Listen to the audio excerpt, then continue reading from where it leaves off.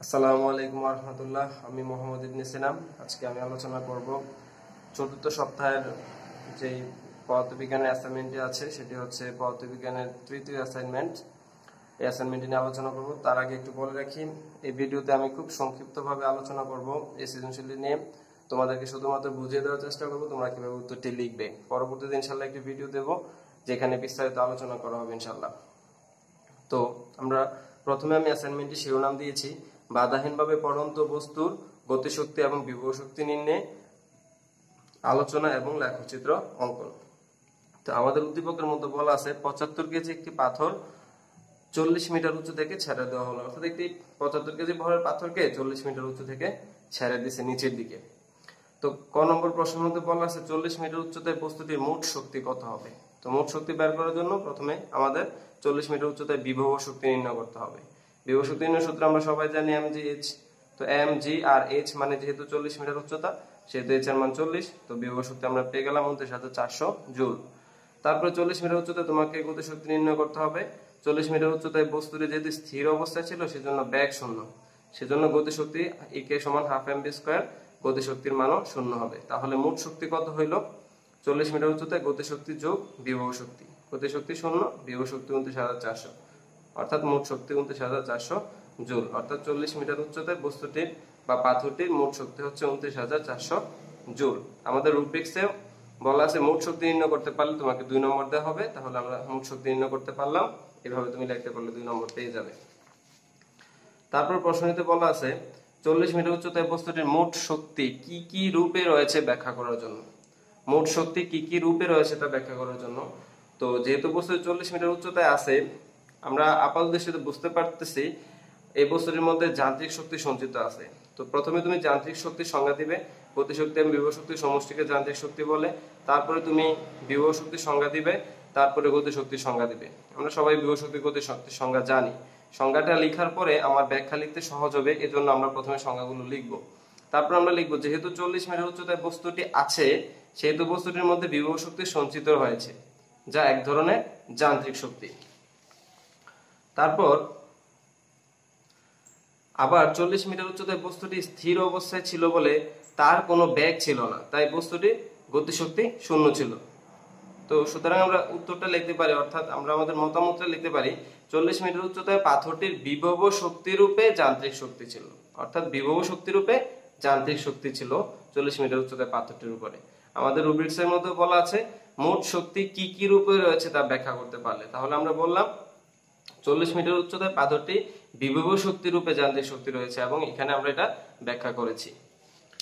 গ নম্বর প্রশ্নের মধ্যে বলা হয়েছে বস্তুটি মুক্তভাবে পড়তে থাকলে প্রতি 10 মিটার পর পর মুক্তভাবে পড়তে থাকলে প্রতি 10 মিটার পর পর বস্তুটির সময় গতিশক্তি এবং সময় বিভব শক্তি পরিবর্তনের দুটি লেখচিত্র অঙ্কন করো এবং শক্তির পরিবর্তন ব্যাখ্যা করো। অর্থাৎ দুটি লেখচিত্র অঙ্কন করতে বলছে এবং প্রত্যেকটি লেখচিত্রে ব্যাখ্যা করতে বলছে কি পরিবর্তন হয়েছে শক্তির। তো এই উত্তরটি দেওয়ার জন্য তোমরা প্রথমেই লিখবা লেখচিত্র অঙ্কন করতে হবে, তার জন্য তোমার উপাত্ত দরকার হবে। উপাত্তগুলোর জন্য তুমি প্রথমে লিখবা ভূমি থেকে যখন বস্তুটি 40 মিটার উচ্চতায় ছিল তখন তোমার উপাত্তগুলো নিবা। 40 মিটার উচ্চতায় তুমি বিভব শক্তি বের করবা, গতি শক্তি বের করবা। 40 মিটার উচ্চতায়, উচ্চতা হচ্ছে 40 মিটার, তখন কোনো দূরত্ব ছিল না, দূরত্ব 0 মিটার। এজন্য বিভব শক্তি সর্বোচ্চ হবে, তখন গতি শক্তি 0 হবে। তাই 40 মিটার উচ্চতায় বিভব শক্তি হচ্ছে 29,400 জুল এবং গতি শক্তি হচ্ছে 0 জুল। এক্ষেত্রে 40 মিটার উচ্চতায় বস্তুটি কোনো পথ কিন্তু ভ্রমণ করে না, এর জন্য সময় কিন্তু 0। অর্থাৎ সময় যখন 0 সেকেন্ড তখন বিভব শক্তি 29,400 জুল এবং গতি শক্তি 0 জুল। তারপরে যখন বস্তুটা 10 মিটার নিচে নেমে আসবে, অর্থাৎ যখন বস্তুটি ভূমি থেকে 30 মিটার উচ্চতায় থাকবে তখন কিন্তু 10 মিটার সে নিচে নামছে, সে কিন্তু 40 মিটার উচ্চতায় ছিল। অর্থাৎ তার উচ্চতা হচ্ছে 30 মিটার এবং অতিক্রান্ত দূরত্ব হচ্ছে 10 মিটার। এই অতিক্রান্ত দূরত্ব ব্যবহার করে তুমি গতি শক্তি বের করবা এবং এই উচ্চতা ব্যবহার করে তুমি বিভব শক্তি বের করবা। এখন পাথরটি যে 10 মিটার অতিক্রম করছে, এখন সময় লাগছে না, এই সময়টা তুমি বের করবা s = ut + ½ gd² দিয়ে। তাহলে 10 মিটার অতিক্রম করতে পাথরটির সময় লেগেছিল 1.43 সেকেন্ড। অর্থাৎ 1.43 সেকেন্ড পরে বিভব শক্তি ছিল 22,050 জুল এবং গতি শক্তি ছিল 7,350 জুল। তারপর পাথরটি আবার 10 মিটার নিচে নামছে, অর্থাৎ যখন বস্তুটি ভূমি থেকে 20 মিটার উচ্চতায় ছিল অর্থাৎ উপর থেকে 20 মিটার নামছে, এখন সে মাটি থেকেও 20 মিটার উপরে আছে, অর্থাৎ তার উচ্চতা 20 মিটার, অতিক্রান্ত দূরত্ব 20 মিটার। অতিক্রান্ত দূরত্ব ব্যবহার করে তুমি গতিশক্তি বের করবা এবং উচ্চতা ব্যবহার করে তুমি বিভব শক্তি বের করবা। গতিশক্তি নির্ণয় সূত্র আমরা সবাই জানি half M V square. V স্কয়ারের পরিবর্তে আমরা লিখতে পারি ইউ স্কয়ার প্লাস 2জি এস। দেখো এখানে এস লিখবা, এইচ লিখবা না।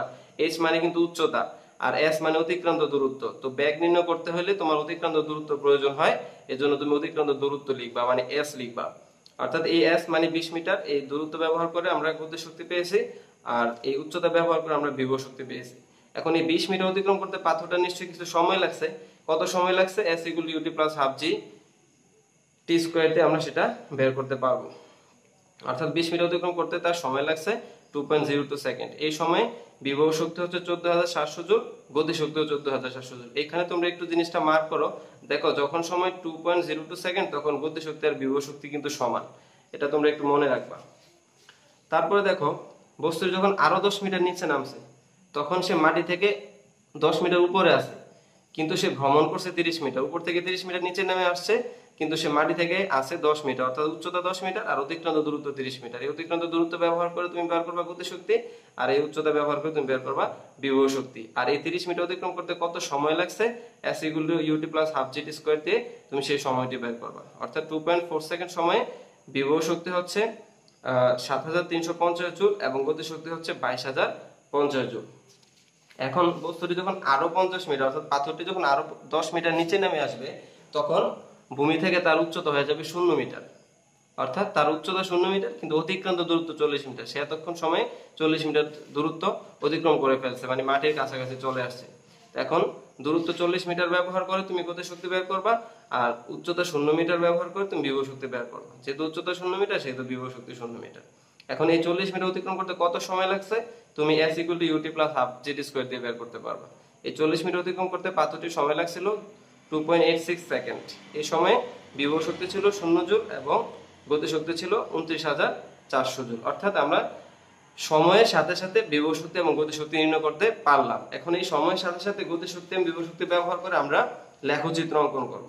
আমাদেরকে দুইটি লেখচিত্র অঙ্কন করতে বলছে। একটি লেখচিত্র হচ্ছে বিভব শক্তি সময়ের লেখচিত্র, আরেকটি বলছে গতিশক্তি সময়ের লেখচিত্র।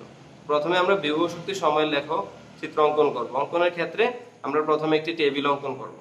দেখো সময় যখন 0 ছিল, তখন বিভব শক্তি কত ছিল? 29400। আমরা কিন্তু একদম প্রথম বের করছিলাম।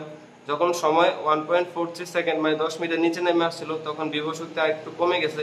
তারপর সময়ের সাথে সাথে বিভব শক্তি আরো কমে, যখন সময় ছিল 2.86 সেকেন্ড, দেখো সময় যখন 2.86 সেকেন্ড, তখন বিভব শক্তি 0। এই যে বিভব শক্তি 0। অর্থাৎ আমরা পূর্বে যে উপাত্তগুলো বের করছি, উপাত্তগুলো ব্যবহার করে আমরা একটা টেবিল অঙ্কন করছি। এখন আমরা এই টেবিলের গ্রাফ অঙ্কন করব। দেখো গ্রাফটি অঙ্কন করার জন্য সময়ের দিকে যদি আমরা একটু লক্ষ্য করি, সময়গুলো এমনিতেই মান কম, তারপরে আবার সময়গুলোর ব্যবধানও কিন্তু কম। 1.43, 2.02, 2.4 খুব কম ব্যবধান। এজন্য আমরা আমাদের গ্রাফ একটু সুন্দর হওয়ার জন্য প্রতি এক ঘরের মানকে এক্স ও এক্স প্রাইম অক্ষ বরাবর এক ঘরকে আমরা 0.1 একক অর্থাৎ 0.1 ধরেছি। তাহলে 10 ঘরের মান হবে 1, তারপর 20 ঘরের মান হবে 2, 30 ঘরের মান হবে 3, এরকম ভাবে এক্স অক্ষ বরাবর মান। আর ওয়াই অক্ষ বরাবর যেহেতু আমরা বিভব শক্তি নিয়েছি, সেহেতু দেখো বিভব শক্তির মানগুলো কিন্তু বিশাল, 29400, 22050, হাজার হাজার মান এগুলা। এজন্য আমরা ওয়াই অক্ষ বরাবর এক ঘরকে 1000 একক নিয়েছি। ওয়াই প্রাইম অক্ষ বরাবর এক ঘর 1000 একক আমরা নিয়েছি। নিয়ে আমরা এই উপাত্তগুলা গ্রাফের মধ্যে বসিয়েছি। দেখো প্রথমে সময় যখন 0 সেকেন্ড, তখন বিভব শক্তি 29400। অর্থাৎ সময় যখন 0, তখন বিভব শক্তি 29400। তাহলে 29000 কোথায় হয়? এখানে 5000, 10000, 15000, 20000, 25000 এখানে, আর এখানে 30000 হয়ে যায়। 30000 থেকে একটু কম 29400, তাহলে এখানে একটা বিন্দু হবে। তারপরে বিন্দু হচ্ছে 1.43 সেকেন্ড সময়ে 22500 বিভব শক্তি হয়।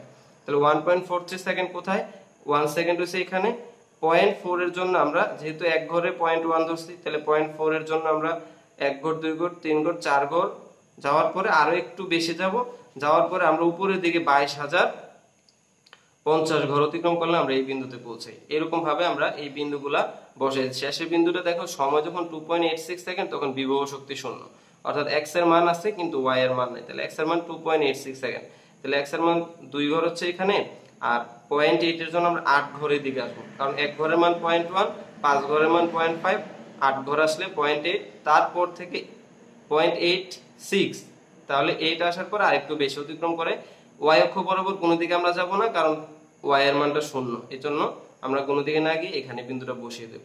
তাহলে আমরা সময়ের সাথে বিভব শক্তি লেখচিত্র অঙ্কন করলাম এটা।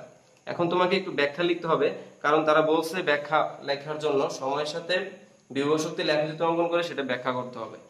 তো আমরা একটু ব্যাখ্যাটা লিখে দিলাম। x ও x প্রাইম অক্ষ বরাবর এক ঘরকে 0.1 একক এবং y ও y প্রাইম অক্ষ বরাবর এক ঘরকে 1000 একক ধরে বিভব শক্তি সময় লেখ অঙ্কন করা হয়েছে। তারপরে সবচেয়ে ইম্পর্টেন্ট কথা যেটা ব্যাখ্যার মধ্যে তোমাকে লিখতে হবে, উপরিক্ত লেখচিত্র হতে দেখা যায় যে সময় বৃদ্ধির সাথে সাথে বিভব শক্তি হ্রাস পেয়েছে। দেখো সময় যত বাড়তেছিল তখন বিভব শক্তিটা নিচের দিকে আসতেছিল না, এটাই হচ্ছে তোমার ব্যাখ্যার মূল বিষয়ের ব্যাখ্যা। তোমাকে কিন্তু ব্যাখ্যা লিখতে হবে, গ্রাফ অঙ্কনের পরে ব্যাখ্যা লিখতে হবে, কারণ রুব্রিক্সে বলা আছে লেখচিত্র অঙ্কন করে সময় গতি শক্তি ও সময় বিভব শক্তির পরিবর্তন ব্যাখ্যা করতে পারলে। তাহলে আমরা লেখচিত্র অঙ্কন করলাম সময় বিভব শক্তির, এবং সেটার পরিবর্তন আমরা এখানে ব্যাখ্যা করেছি। পরিবর্তনটা কি হয়েছে, সময়ের সাথে সাথে বিভব শক্তি হ্রাস পেয়েছে। এখন আমরা আরেকটা গ্রাফ অঙ্কন করতে বলছিল, সেটা হচ্ছে গতি শক্তির সাথে সময়ের লেখচিত্র। তো গতি শক্তির সাথে সময়ের লেখচিত্র অঙ্কনের ক্ষেত্রে প্রথমে আমরা একটা টেবিল এঁকে নিলাম। সময় তো আগের মতোই 0 সেকেন্ড, 1.43 সেকেন্ড এরকম হবে, আর গতি শক্তিগুলো কিন্তু বাড়তেছিল। আমরা কিন্তু পূর্বে নির্ণয় করছিলাম সময় যখন 0 সেকেন্ড ছিল তখন কিন্তু কোনো গতি শক্তি ছিল না, যখন সে 10 মিটার নিচে আসছে তখন কিন্তু তার গতি শক্তি একটু বাড়ছে, তারপর যখন সে আরো 10 মিটার আছে তখন আবার বাড়ছে। ঠিক ভূমিতে স্পর্শ করার আগ মুহূর্তে দেখো তার গতি শক্তি সবচেয়ে বেশি 19,400। এখন আমরা এই উপাত্তগুলো এই গ্রাফের মধ্যে অঙ্কন করব। আমরা পূর্বের গ্রাফটা, এই গ্রাফটা আমরা যেই রকম ভাবে অঙ্কন করছিলাম এই গ্রাফটা একদম সেম ভাবে আমরা অঙ্কন করব। মানগুলো সেম ভাবে নেব। x অক্ষ বরাবর এক ঘরের মান হচ্ছে 0.1 আর y অক্ষ বরাবর এক ঘরের মান হচ্ছে 1000 একক। তারপর এই বিন্দুগুলো আমরা গ্রাফের মধ্যে এরকম ভাবে বসিয়ে দিলেই আমরা গতি শক্তি সময় লেখচিত্র পেয়ে যাব। এখন গতি শক্তি সময় লেখচিত্র অঙ্কন করার পর তোমাকে ব্যাখ্যা লিখতে হবে। ব্যাখ্যার মধ্যে তুমি প্রথমে লিখবা x ও x প্রাইম অক্ষ বরাবর এক ঘরকে 0.1 একক এবং y ও y প্রাইম অক্ষ বরাবর এক ঘরকে 1000 একক ধরে গতি শক্তি সময় লেখচিত্র অঙ্কন করা হয়েছে। তারপরে সবচেয়ে ইম্পর্টেন্ট কথা যেটা লিখবা, যেটা তোমার কাছে জানতে চাইছে লেখচিত্র অঙ্কন করার পরে শক্তির পরিবর্তনটা ব্যাখ্যা করার জন্য। তাহলে এখানে শক্তির কি পরিবর্তন হয়েছে তোমরা বলো? শক্তির পরিবর্তন হয়েছে না, সময়ের সাথে সাথে গতি শক্তি বৃদ্ধি পাইছে, তো আমরা সেটাই লিখবো। উপরোক্ত লেখচিত্র হতে দেখা যায় যে সময় বৃদ্ধির সাথে সাথে পাথরের গতি শক্তি বৃদ্ধি পায়। তাহলে এতটুকু পর্যন্ত লিখতে পারলে এবং দুইটা গ্রাফ যদি তুমি অঙ্কন করতে পারো তাহলে তুমি 4 নম্বর পেয়ে যাবে। রুব্রিক্সের মধ্যে সেই কথাই বলা আছে যে লেখচিত্র অঙ্কন করে সময় গতি শক্তি এবং সময় বিভব শক্তির পরিবর্তন ব্যাখ্যা করতে পারলে, তাহলে এটা হচ্ছে সময় বিভব শক্তি এবং এটা হচ্ছে পরিবর্তন ব্যাখ্যা, এটা হচ্ছে সময় গতি শক্তির লেখচিত্র এবং এটা হচ্ছে পরিবর্তন ব্যাখ্যা করতে পারলে তুমি 4 নম্বর পেয়ে যাবে। ঘ নম্বর প্রশ্নের মধ্যে বলছে লেখচিত্র থেকে, অর্থাৎ তুমি যে গ্রাফটা আঁকছো আগে এই গ্রাফটা থেকে কোন উচ্চতায় বিভব শক্তি ও গতি শক্তি সমান দেখাও এবং সেটা মোট উচ্চতার কত অংশ সেটাও দেখাও। অর্থাৎ তুমি যে গ্রাফগুলো আঁকছো সেই গ্রাফগুলো ব্যবহার করে তোমাকে আঁকতে বলছে কোথায় বিভব শক্তি এবং গতি শক্তিটা সমান, মানে কত উচ্চতায় সমান হবে সেটা গ্রাফ থেকে গাণিতিক ভাবে বিশ্লেষণ করতে বলে নাই। তার জন্য কোথায় গতি শক্তি বিভব শক্তি সমান যদি জানতে হয় তাহলে গতি শক্তি এবং বিভব শক্তির দুইটা গ্রাফ তোমাকে আবার একসাথে অঙ্কন করতে হবে।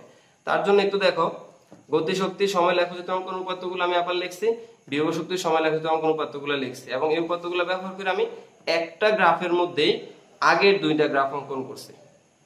আগের দুইটা গ্রাফ দেখো, এই গ্রাফটা ছিল সময়ের সাথে গতি শক্তির লেখচিত্র আর এটা হচ্ছে সময়ের সাথে বিভব শক্তির লেখচিত্র। সময়ের সাথে বিভব শক্তি হ্রাস পেয়েছিল আর সময়ের সাথে গতি শক্তি বৃদ্ধি পেয়েছিল। একটা গ্রাফের মধ্যেই তুমি এই দুইটা উপাত্ত নিয়ে চিত্র আঁকবো, অর্থাৎ দুইটা চিত্র অঙ্কন করবে একই গ্রাফের মধ্যে। কিন্তু আগে যেভাবে আমরা গ্রাফ অঙ্কন করেছি ঠিক সেম ভাবে x অক্ষ বরাবর 0.1 একক এক ঘরকে 0.1 একক এবং y অক্ষ বরাবর এক ঘরকে 1000 একক ধরে তুমি গ্রাফটি অঙ্কন করবা।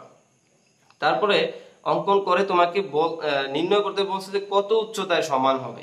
তার জন্য তোমাকে একটা ব্যাখ্যা লিখতে হবে, এক্সপ্লেনেশন লিখতে হবে।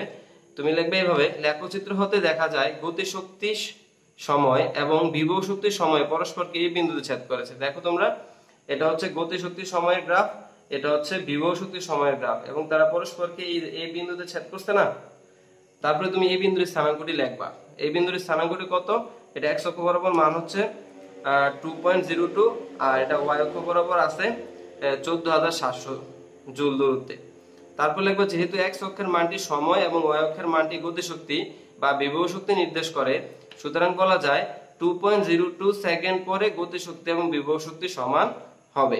অর্থাৎ এই সময়টা হচ্ছে 2.02 সেকেন্ড, যেখানে গতিশক্তি এবং বিভব শক্তি সমান হয়েছে। এখন আমাদের এটা জানলেই হবে 2.02 সেকেন্ড মানে কত উচ্চতায় এই সময়টা ছিল। তো আমরা গতে আমরা সেটা নির্ণয় করছি। গ হতে পাই 2.02 সেকেন্ডে পাথরটি ভূমি থেকে 20 মিটার উচ্চতায় ছিল। তাহলে আমরা বলতে পারি এই উচ্চতাটা হচ্ছে 20 মিটার, অর্থাৎ 20 মিটার উচ্চতায় গতিশক্তি এবং বিভব শক্তি সমান। আমাদের কাছে সেটা জানতে চেয়েছে যে কোন উচ্চতায় গতিশক্তি এবং বিভব শক্তি সমান। তাহলে আমরা দেখলাম 20 মিটার উচ্চতায় গতিশক্তি এবং বিভব শক্তি সমান ছিল। এবং আমাদেরকে আরেকটা অংশ বলতে বলছে, সেটা হচ্ছে মোট উচ্চতার কত অংশ, অর্থাৎ যেখানে গতিশক্তি বিভব শক্তি সমান এই উচ্চতাটা মোট উচ্চতার কত অংশ। তাহলে মোট উচ্চতা ছিল আমরা দেখেছি যে 40 মিটার, আর গতিশক্তি বিভব শক্তি সমান ছিল 20 মিটার উচ্চতায়। তাহলে যে উচ্চতায় গতিশক্তি এবং বিভব শক্তি সমান তা মোট উচ্চতার অর্ধেক সময়, অর্থাৎ 20 সেকেন্ডে যে উচ্চতাটা যেখানে গতিশক্তি বিভব শক্তি সমান সেটা মোট উচ্চতার অর্ধেক। তোমরা এইভাবে যদি লিখতে পারো তাহলে তোমরা 4 নম্বর পেয়ে যাবে রুব্রিক্সের, কারণ রুব্রিক্সের 4 নম্বরের মধ্যে বলা আছে কোন উচ্চতায় বিভব শক্তি এবং গতিশক্তি সমান। তাহলে আমরা দেখলাম 20 মিটার উচ্চতায় গতিশক্তি বিভব শক্তি সমান, এবং বলছে যে উচ্চতায় গতিশক্তি বিভব শক্তি সমান তা মোট উচ্চতার কত। তাহলে যে উচ্চতায় গতিশক্তি বিভব শক্তি সমান তা মোট উচ্চতার অর্ধেক। তোমরা এইভাবে লিখবা, আর তোমরা তোমাদের মতো নিজের মতো করে সাজিয়ে গুছিয়ে যদি লিখতে পারো তাহলে আরো সুন্দর হয়, ভালো হয়। আশা করি তোমরা সবাই বুঝতে পেরেছো। ইনশাআল্লাহ আমরা পরবর্তীতে এই সৃজনশীলের বিস্তারিত আলোচনা নিয়ে একটি ভিডিও দেব। সবাইকে ভিডিওটি দেখার জন্য ধন্যবাদ। আসসালামু আলাইকুম ওয়া রাহমাতুল্লাহ।